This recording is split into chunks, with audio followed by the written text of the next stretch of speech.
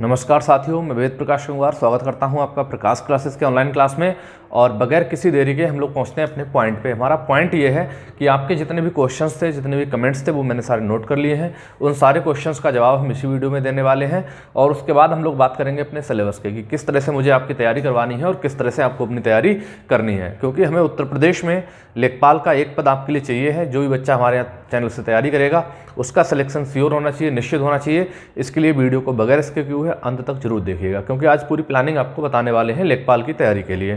तो समझ लीजिए, पहली चीज़ आपका पहला ये क्वेश्चन है कि कितने आवेदन हुए हैं। तो देखो, ये क्वेश्चन पूछना मेरे ख्याल से उन अभ्यर्थियों के लिए नहीं है जिन्हें सिलेक्शन चाहिए। वो ऐसे क्वेश्चंस ना पूछा करें कि कितने आवेदन हुए हैं। अभी तक आयोग ने इस बारे में कोई जानकारी नहीं दी है, लेकिन एक अनुमान है कि मान लीजिए 17 पॉइंट लगभग 90 के आसपास, 17,90,000 के आसपास आपके पेट में बच्चे बैठे थे, एग्जाम दिया था उनमें से। और जिनका कट ऑफ थोड़ा सा अच्छा रहा होगा वो लोग इस आवेदन को, फॉर्म को भरे होंगे, यानी कि आवेदन किए होंगे। और जिनका, क्योंकि देखिए कुछ बच्चे ऐसे भी होंगे जिनका कट ऑफ बहुत कम गया होगा पेट में। जो आपका पेट का एग्ज़ाम हुआ था, पेट के कट ऑफ पे डिपेंड करता है कि कितने लोगों ने आवेदन किया है। तो बहुत से बच्चे ऐसे होंगे जिनका निगेटिव मार्किंग की वजह से निगेटिव में भी चला गया होगा। बहुत से ऐसे होंगे जो 5% में रहे होंगे, ठीक है। बहुत से ऐसे होंगे जो 10% में गए होंगे, ठीक है। जो 20% वाले, तो मुझे नहीं लगता है कि ऐसे लोगों ने आवेदन किया होगा। तो ऐसे किसी भी कैंडिडेट्स ने आवेदन नहीं किया होगा जिनके 5-10% या निगेटिव में चले गए होंगे। हालांकि 40-45% वाले बच्चों ने आवेदन किया हुआ होगा। जिनका पेट में स्कोर 40 से 45% रहा है, यहाँ तक के सारे बच्चों ने आवेदन किया होगा। इससे कम वाले 25-30%, 20%, 10% वालों ने किसी ने आवेदन नहीं किया होगा। तो इस हिसाब से अगर देखा जाए तो आपके लेखपाली में मुझे लग रहा है कि 10 से 12 या मान लीजिए कि 13 लाख, ठीक है, 10, 12, 13 मैक्सिमम इतने, ठीक है। मिनिमम 10 लाख तो रहा ही होगा, और मैक्सिमम अगर बात करें तो 12-13 लाख तक आवेदन हुए होंगे। इससे ज़्यादा आवेदन नहीं हुए होंगे। और आपके जो पदों की संख्या है वो है 8,085 पद। 8,085 पद हैं, तो उनके सापेक्ष इतने कैंडिडेट ठीक है। फाइट बहुत ज़्यादा टफ भी नहीं है, बहुत ज़्यादा कम भी नहीं है, लेकिन फाइट है अच्छी खासी, ठीक है। इसलिए तैयारी आपको खूब अच्छी सी करनी है। उसके बाद देख लीजिए कट ऑफ। बाकी देखिए, क्लियर कैंडिडेट तो जब भी पता लगेंगे जब आयोग द्वारा नोटिस जारी हो जाएगा कि इतने आवेदन हुए हैं। क्योंकि मुझे लग रहा है कि नोटिस अब आने ही वाला है। जो आपके संशोधन की लास्ट डेट थी वो भी अब निकल गई है। तो अब किसी भी प्रकार से कोई चांस नहीं बचा है। अब 2-4 दिन में, 10 दिन में नोटिस आपका आ जाएगा कि इतने आवेदन हुए हैं। और शॉर्ट लिस्टेड का भी हो सकता है कुछ व्यू जारी कर दें कि किस तरह से वो शॉर्ट लिस्टेड करेंगे, ठीक है। बात करते हैं इसके बाद कट ऑफ की। बच्चे पूछ रहे थे सर कितने कट ऑफ तक पेट वाले इसमें जो है शॉर्ट लिस्टेड किए जाएंगे, कितने नहीं किए जाएंगे।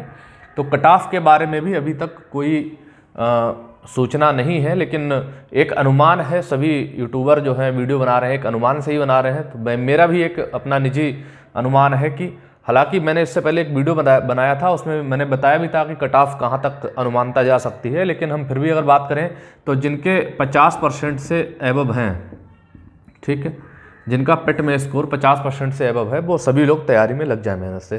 देखो, जिसका 90 है, 95 है, 98 है, 85 है, 88 है, 99 है, वो सभी लोग तैयारी में लगे हुए हैं। और जो 50, 60, 65% वाले हैं, बच्चे सोच रहे हैं कि हमको शॉर्ट लिस्टेड नहीं किया जाएगा, वो लोग तैयारी में नहीं लगे हुए हैं। इसलिए भैया थोड़ा जागरूक हो जाइए और आप भी तैयारी में लग जाइए। क्योंकि अगर तैयारी नहीं करोगे तो भाई, जब एक बार स्कोर कम हो गया है तो मेहनत ज़्यादा करनी है ना, कि दोबारा हमारा स्कोर अच्छा हो। कि आप उसी तरह से पढ़ेंगे जैसे पहले पेट में पढ़े थे, 50-60% ले आए, कहा कि चलो पास तो हो ही जाएंगे। देखिए, इस तरह से नहीं पढ़ना है, ठीक है। आप किसी भी वर्ग के हों, ओबीसी हो, एससी हो, एसटी हो, जनरल हो, ईडब्ल्यूएस हो, जो भी हैं, ठीक है, महिला अभ्यर्थी हैं, कुछ भी हैं, आप पढ़िए, मेहनत करिए, ठीक है। जरूरी नहीं कि आपका स्कोर कम जाए, कट ऑफ कम जाए। अपने स्कोर को बढ़ाइए कि मुझे बढ़ाना है, मुझे 100% अपनी मेहनत करनी है। उसके बाद स्कोर आपका 90% रहे, 80% रहे, वो अलग चीज़ है, लेकिन आपको अपनी मेहनत 100% करनी है। तो उस हिसाब से पढ़ाई करिए, ठीक है। तो कट ऑफ जिनका 50% से एबव है वो सभी लोग तैयारी में लग जाएँ। बाकी जो है सामान्य वर्ग के अभ्यर्थी हैं उनका थोड़ा सा ऊपर रहेगा, ये रहेगा, लेकिन फिर भी आप 50% है तो आप तैयारी करिए, ठीक है। अगर इसमें नहीं, अगर शॉर्ट लिस्टेड हुए तो किसी दूसरे एग्जाम्स के लिए, लेकिन मेहनत करिए, तैयारी कीजिए, ठीक है। एग्ज़ाम कब होगा? एग्ज़ाम के बारे में कोई नहीं बता सकता भैया, एग्ज़ाम कब होगा। एग्ज़ाम की 2 कंडीशनें हैं, देखो पहले समझ लो। एक तो जो मौजूदा सरकार है हमारी, अगर मौजूदा सरकार रहती है, ठीक, तो आपका एग्ज़ाम हो सकता है कि 10 मार्च को रिजल्ट आएगा, सरकार गठित होगी, उसके बाद कैबिनेट, नया कैबिनेट बनेगा, मंत्रिमंडल बनेगा और हो सकता है आयोग में भी कुछ फेरबदल किया जाए। तो संभावना ये रहेगी कि आपका पेपर जो है मार्च अप्रैल के बाद, यानी कि मई के बाद ही होगा। मई से पहले कोई संभावना नहीं लग रही है, ठीक है, क्योंकि सरकार बनने में 2 महीने 2.5 महीने लग जाते हैं प्रक्रियाएं स्टार्ट होने में। तो मुझे नहीं लग रहा कि मई तक पेपर होगा। अप्रैल संभवतः है कि अप्रैल लास्ट या मई में जाएगा आपका एग्ज़ाम, इससे पहले नहीं हो सकता है, ठीक है। अगर सरकार चेंज हो गई, अगर सरकार बदल गई तो क्या होगा? अगर सरकार चेंज हो गई तो कोई नहीं बता सकता एग्ज़ाम कब होगा। हो सकता है कि दोबारा आवेदन करवा लिए जाएं, उन सभी बच्चों को मौका मिल जाए जिन्होंने पेट का एग्ज़ाम नहीं दिया है। हो सकता है कि एग्ज़ाम जल्दी करा लिया जाए, हो सकता है एग्ज़ाम, तो भाई कोई संभावना नहीं बता सकता कोई क्या होगा। सरकार चेंज होने के बाद हो सकता है कि बहुत अधिक पद और बढ़ा दिए जाएं या कोई प्रक्रिया ही चेंज कर दी जाए, कुछ भी हो सकता है। मे बी कंडीशंस बहुत सारी हैं, लेकिन बता नहीं सकते क्या हो सकता है। तो इस तरह के क्वेश्चंस मुझे नहीं लग रहा कोई पूछना चाहिए आपके लिए, ठीक है।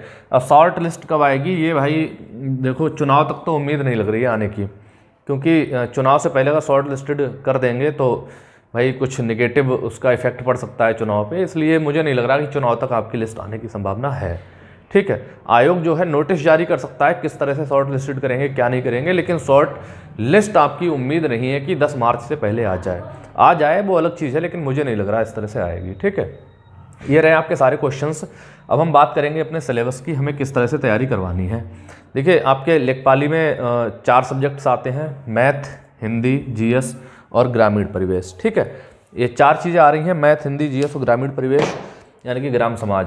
तो मैथ मैं आपको पढ़ाऊंगा, हिंदी मैं आपको पढ़ाऊंगा, ठीक है। दोनों चीज़ें आपको कहीं भी किसी भी चैनल पे जाने की आवश्यकता नहीं है, आप रेगुलर पढ़ाई कीजिए यहाँ पे, और आपके लिए मैथ्स और हिंदी दोनों के वीडियो आपको कंटिन्यू मिलेंगे अब, और रेगुलर मिलेंगे, और बहुत अच्छी तरीके से पढ़ाई होगी।